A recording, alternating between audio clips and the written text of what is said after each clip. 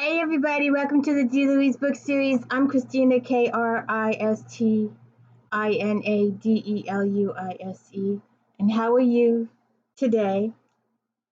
Good, I hope. Now, today we're talking about the Measure Man, the Dauphin, the Contagion, and the Royale. My first video is in order. This is the first time I think my numbers have been in order. And apparently the Measure the Man was outside script because this was during the writers' strike way back when. What's going on now? But anyways, this is a very sad episode. But before I get started, please hit the thumbs up button. Please help me boost my little self-esteem here and let me know I'm doing okay by hitting that thumbs up button and watching the video a little longer than a minute or 5 minutes or 10 minutes, please. YouTube, I'm just a little itty bitty person. I probably haven't even punctured anything in the YouTube stratosphere. But anyways, and I just talk about books, read books, talk about books, and watch Star Trek and talk about Star Trek right now. That's all I do. I have no special effects, no drop-ins, nothing, just me. So, we're talking about the Measure of a Man, and there's a voiceover introduction, and we have our first poker game. Becomes a staple. Chief O'Brien! Yay! Dr. Pulaski, Riker, Geordi, and Data. And then they bring in this Captain Philippa, and it sounds like Picard may have had a romance with her way back when. And they're setting a JAG office. Leroy Jethro Gibbs? Anybody? Sorry. And she prosecuted Picard for what happened during the Stargazer. I have no idea what happened. They've talked about it a few times, but I don't know. I don't remember. I don't like Mr. Maddox at all. He comes on and he wants to take Data apart so he can make more Datas. And it's just not right. It's just totally not right at all. And then he says that Data is not a sentient being. And he wants to take Data apart so he can make more Datas. And he talks about Data as an it. And we look at Data as a person. He's a person. He matters. He has feelings. Whether Data realizes it or not, he does. He has feelings. And Maddox goes behind Picard's back and gets Starfleet to submit an order. So, and when Picard and Data have this talk, Data makes a point about Geordi's visor being mechanical and all that stuff. So then Picard goes to the JAG office to that captain that he's sort of kind of. How do you be romantic with somebody who's prosecuting you? So she tells Picard Data can resign. So Data resigns and he's packing his suitcase, and it's so sad. Him packing his little suitcases of all his belongings. It's so sad. It plugs into heartstrings. The little image of Tasha. And that's going to come back. Denise Crosby is going to come back. And Maddox continually calls Data an it. And they decide to give Data a going away party. It's so freaking sad. And Data's sitting there. And he's unwrapping. I know people who do this. We all know people who do this. Who unwrap the paper very delicately so that they can reuse it. And Wesley's like, just rip it. And Geordi sits alone, and he's right. Life is not fair sometimes. Every single person in the universe has a moment in life where they think it's not fair or it isn't fair. It isn't. A lot of people know that life isn't fair. So the JAG lady, the captain, she says, well, if you're going to do this, then you're the head officer, so you have to defend. And since Riker is your next in line, he has to prosecute. And Riker's like, no. And she's like, you have to, or it's a done deal. So he does. And it's very painful to watch Riker's stuff in this. It really is. And he makes Data take off his hand. Why? I mean, I know he made a point, no, and then he made him a point with the bending thing, but still, that was so sad. So Picard goes to Guinan, and she brings up slavery and how slaves were considered property way back when, and it's very true. And as much as the world tries to erase that history, it happened. Slavery happened. And you can take down all your statues and you can color code or whiten, shall we say, your textbooks. But this happened. It really happened. And your ancestors, not, well, maybe not yours, but your friends or your neighbors or whoever who had slaves. They owned people and they treated them as property. And you go through some of those historical documents and it's just heart-wrenching. They all had values. They had to, buy them. It was an expense to buy them clothes. I mean, these were people. These were real people.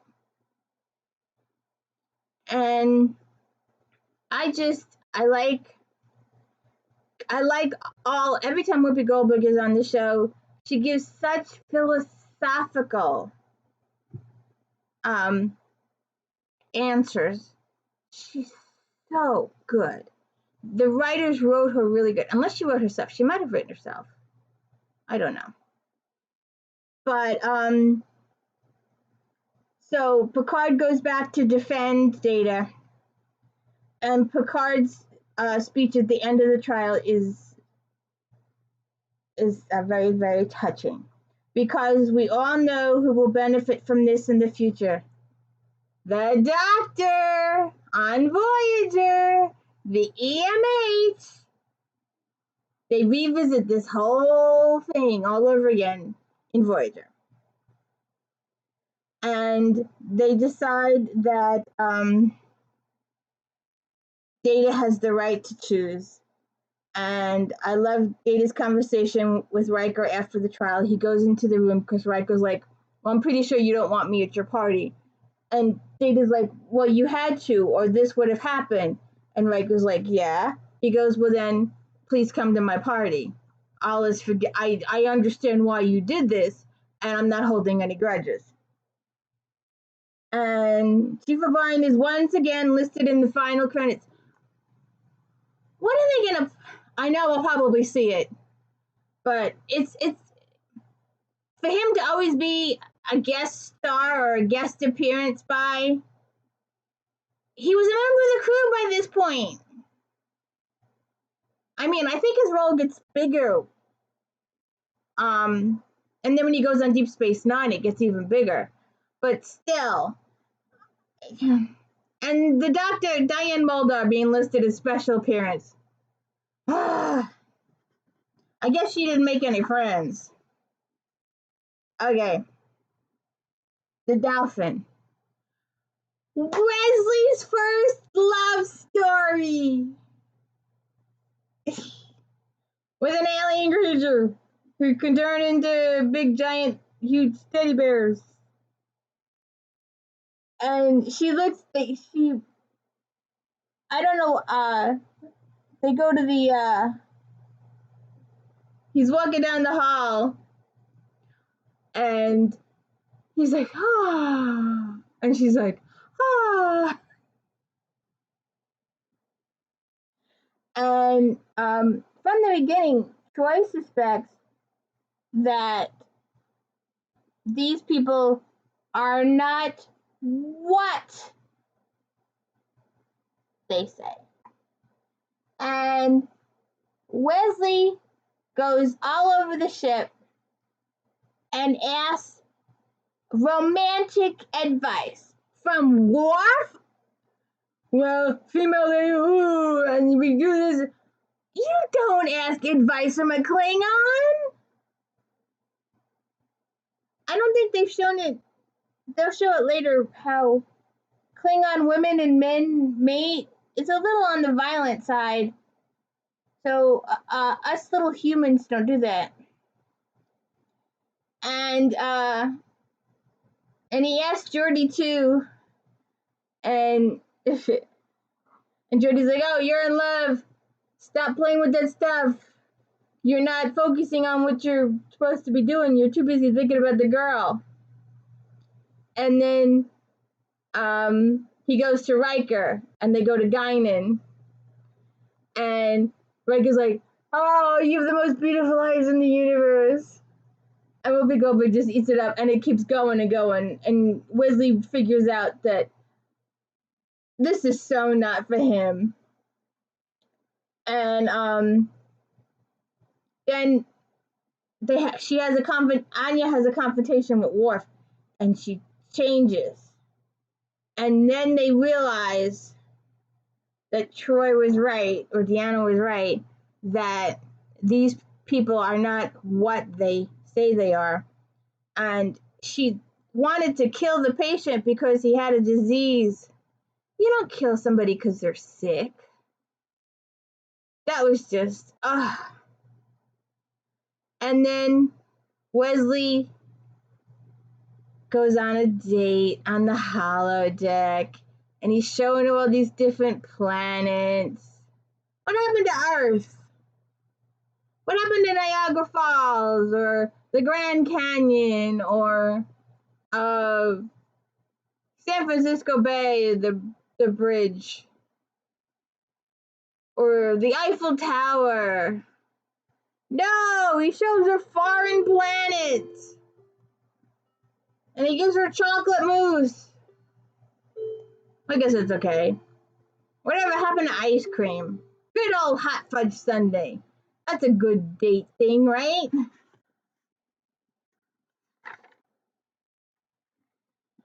And Wesley tells her, "Well, we can offer you asylum. You can stay." And Picard tells Wesley to stay away from the girl, and she changes form. And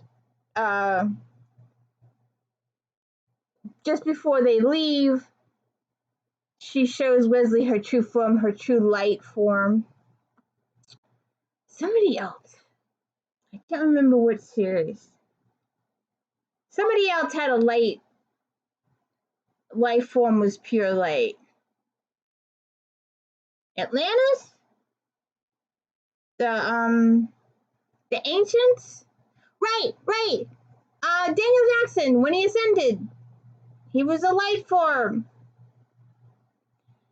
And the final scene is Wesley in the 10 forward with Guinan, and she's explaining to him about love, and how, yes, every single love is different, and every time you fall in love, it will be a different kind of love. But this was his first love. He will have others. Right? You don't look so positive. Alright. So the Contagion. The Yamato has something going on with it, and we arrive, and we're like, "Hey, let's beam some people over." And he's like, "No, not yet." Boom! the whole ship blows up. And Calamini is once again listed in the after credits. What's up with that? And Wesley talks to the captain about death. And he's like, well, we are feeling sad, we have stuff, but we've been trained that we have this job to do first. And once we get through this situation, this crisis, then we will mourn. And Data rescues Geordi from getting electrocuted. Dr. Pulaski has an interesting conversation with one of her doctors in her thing when she tells him to put a splint on and he goes off on her. This is what we did for several hundred years. You used a splint. Oh, they still do it. They go down to the planet to investigate. You know, Riker's like, hey, no, I want to go. And Picard's like, nope, I've studied the planet. I know the history. I'm going. So Picard, Data, and Worf go down. And they find this thing, and Data's able to disseminate the computer. But in doing so, he gets infected. And when they activated it, they activated the doorway to different worlds. And they hypothesized that maybe that's how the people left the planet, through that doorway. And so Data helps Picard figure out how to destroy the machine, the planet. And so Worf and Data go back. Picard does his thing. When the doorway goes, he goes through the Romulan ship. In the meantime, Data dies, or, in computer terms, turns himself off and reboots. And Jodie's like, ah!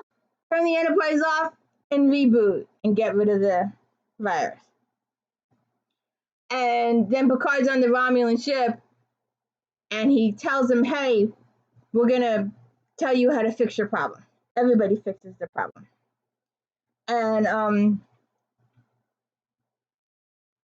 when the episode had started, I forgot to mention this previously, but when they thought they were going to die, when the Romulans had first shown up and they were doing the weapon things, Riker and Troy hold hands. They're like, gotta watch it. And when Picard gets back to the Enterprise, he's like, so Riker, now I know how exciting away missions are and why you want to keep them to yourself. And how is it here? Same old, same old? That was funny. All right. The Royale. Probably one of the most famous episodes. I don't know how popular, but it's famous. It's legendary.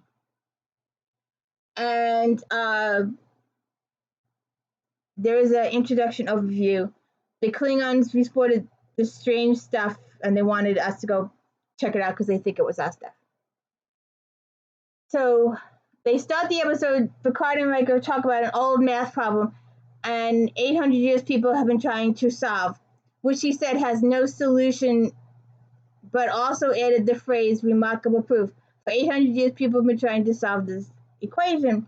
Picard finds a stimulating perspective in our arrogance. We feel we are so advanced, but we are unable to untie a simple knot tied by a part-time French mathematician working alone without a computer.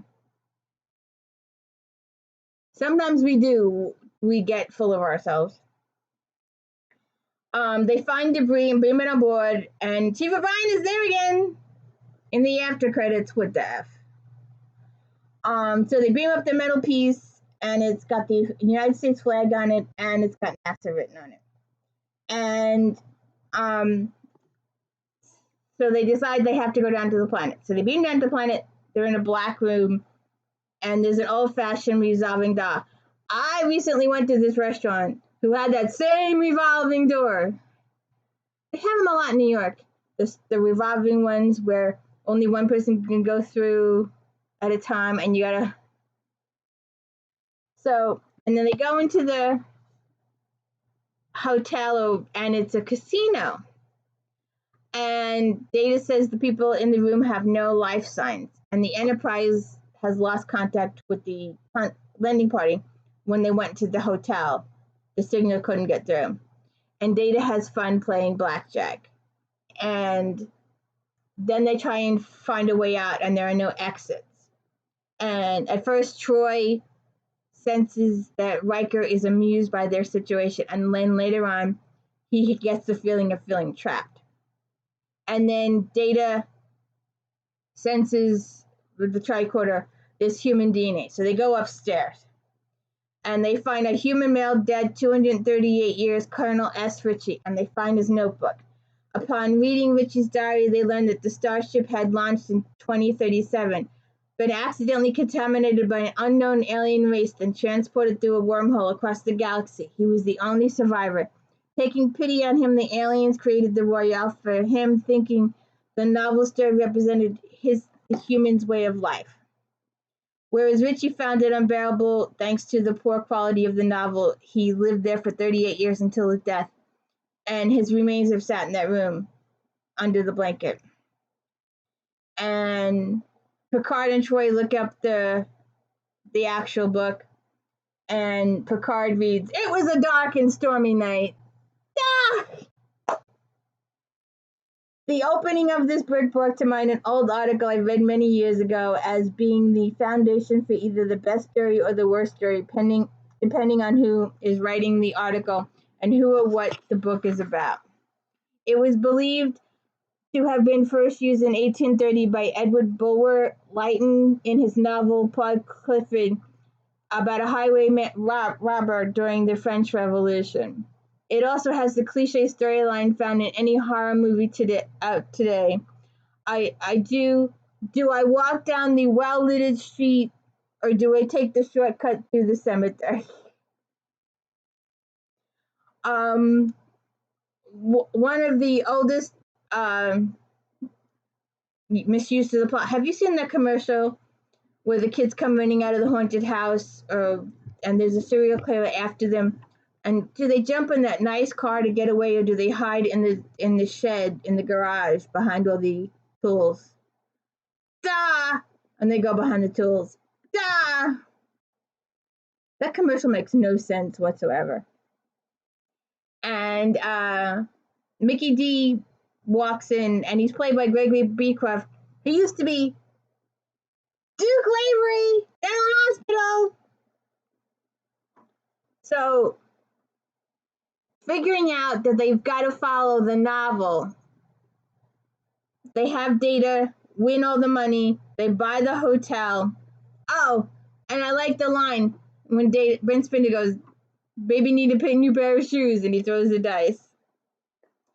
And they finish with saying that it's a puzzle they will never solve. But at least they did buy the hotel, and they were able to leave the book. So please, once again, take the time to like and subscribe my channel. Hit the old thumbs up. I have no tricks, no fancy tricks. And we did do the Measure the Man, the Dauphin, the Contagion, and the Royale. And we just... She's biting the wires. I gotta get off. All right. Please have a good day. And please give my channel a thumbs up. Thank you.